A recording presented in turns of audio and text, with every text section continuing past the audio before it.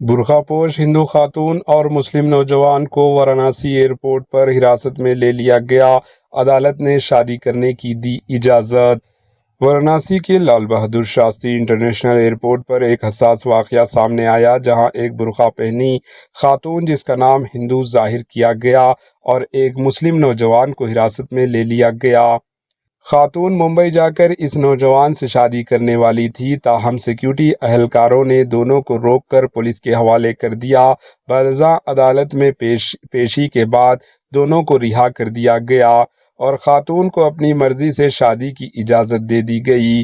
اطلاعات کے مطابق یہ ہندو خاتون اپنی مرضی سے اسلامی مذہب قبول کر کے ایک مسلم نوجوان سے شادی کرنا چاہتی تھی، تاہم اسے غیر ضروری طور پر انتظامیہ کی جانب سے پریشان کیا گیا، لیکن بعد میں عدالت نے اسے اپنی مرضی سے مسلم نوجوان کے ساتھ شادی کرنے کی اجازت دے دی۔ بیورو رپورٹ، AHN نیوز۔ AHN نیوز کے یوٹیوب چینل کو سبسکرائب کریں اور بیل آئیکن کو دبانا نہ بھولیں تاکہ آپ کو ہر نئی آنے والی ویڈیو کا نوٹیفیکیشن بر وقت مل سکے۔